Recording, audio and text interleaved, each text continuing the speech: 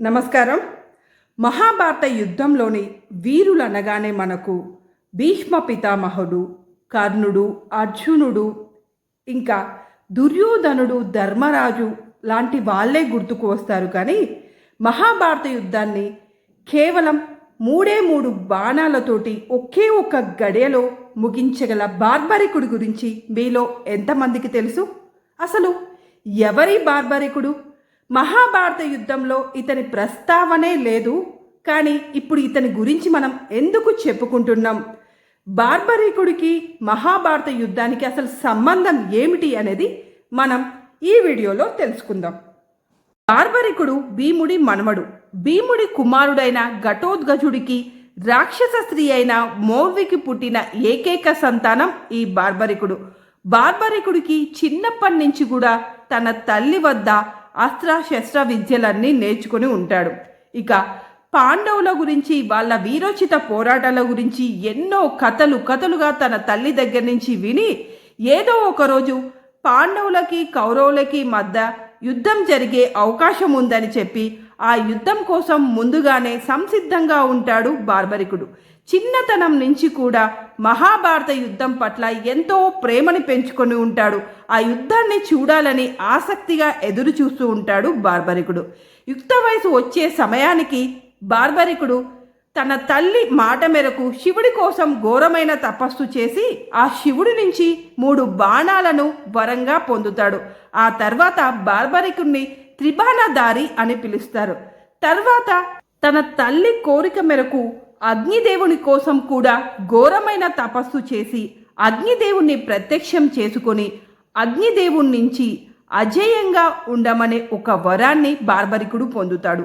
అజేయుడు కావడం అంటే ఎవ్వరి చేతిలో కూడా పరాజయుడు కాకపోవడం అని దాని అర్థం. ఇక బార్బరికుడు ఎదురు చూస్తున్న ఆ మహాభారత యుద్ధ సమయం రానే వచ్చింది. శ్రీకృష్ణుడు పాండవులని కౌరవుల్ని అందరినీ సమావేశపరిచి మహాభారత యుద్ధం ముగించడానికి ఎవరెవరికి ఎంత సమయం పడుతుంది అని అడుగుతాడు. ముందుగా భీష్మ పితామహుణ్ణి అడిగినప్పుడు నాకు 22 రోజుల సమయం పడుతుంది అని చెప్తాడు. వెంటనే ధర్మరాజుని అడిగినప్పుడు నాకు 26 రోజుల సమయం పడుతుందని, అర్జునుడిని అడిగినప్పుడు నాకు 22 రోజుల సమయం పడుతుంది అని, ఇక కర్ణుణ్ణి అడిగినప్పుడు కూడా నాకు 22 నుంచి 23 రోజుల సమయం పడుతుందని, ఇలా మహాభారతానికి సంబంధించి కౌరవుల్లో పాండవుల్లో ఉన్న ప్రతి ఒక్క యోధుణ్ణి ఎన్ని రోజుల సమయం పడుతుంది అని అడుగుతాడు. ఇక చివరికి బార్బరికుడి వంతు వస్తుంది. అప్పుడు బార్బరికుడిని కూడా నీకు ఎన్ని రోజుల సమయం పడుతుంది ఈ యుద్ధం ముగించడానికి అని అడిగినప్పుడు దానికి బార్బరికుడు నాకు 1 గంట సమయం చాలు అంటాడు. అదెలా సాధ్యం అని అడిగినప్పుడు నాకు ఆ శివుడి ద్వారా వరంగా వచ్చిన 3 బాణాలు ఉన్నాయి. ఆ బాణాల ద్వారా నేను ఒకే 1 గంటలో యుద్ధం మొత్తాన్ని ముగించగలను అని చెప్తాడు. దానికి శ్రీకృష్ణ పరమాత్ముడు ఆశ్చర్యపోయి అదెలానో నాకు చూపిద్దు గాని అని చెప్పి ఆ సమావేశం నుంచి బార్బరికుణ్ణి ఒక అడవి ప్రాంతానికి తీసుకొని వెళ్తాడు. ఇక అక్కడ ఎండిన ఆకులతోటి పచ్చి ఆకులతోటి కూడి ఉన్న ఒక చెట్టును చూపించి ఈ చెట్టులో కేవలం ఎండిన ఆకుల్ని మాత్రమే కింద పడేయి అని చెప్తాడు. దానికి బార్బరికుడు అంగీకరిస్తాడు. వెంటనే తన అంబుల పొదిలోంచి ఒక బాణాన్ని తీసి ఆ బాణాన్ని ఆ చెట్టు వైపుగా విసురుతాడు.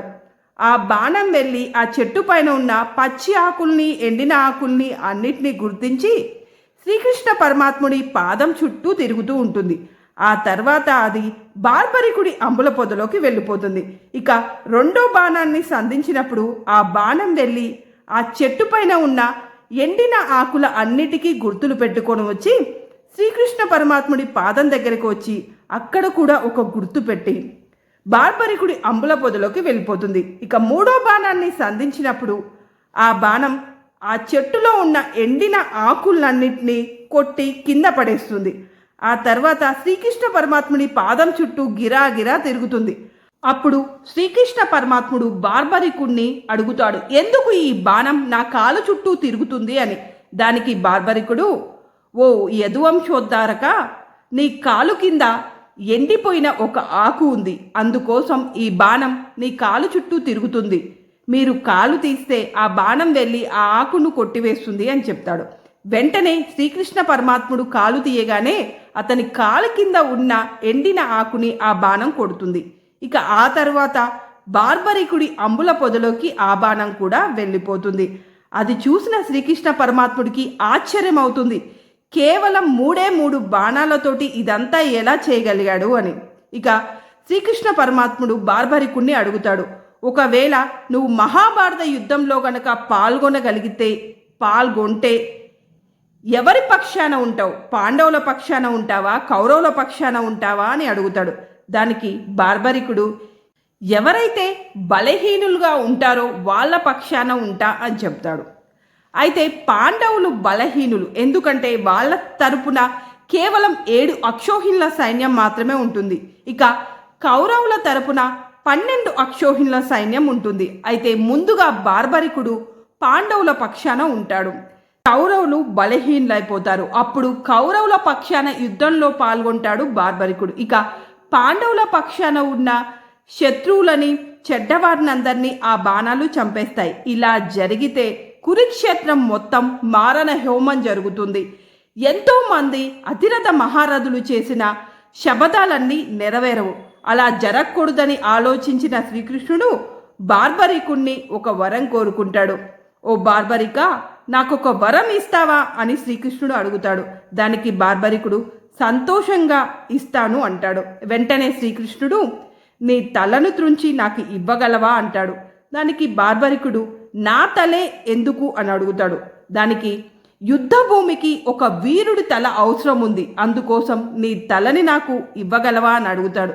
బార్బరికుడు, ఇస్తాను, సంతోషంగా నా తలను నీకు ఇస్తాను, కానీ నాకు ఎప్పటినుంచో మహాభారత యుద్ధం చూడాలని ఒక కల ఉంది.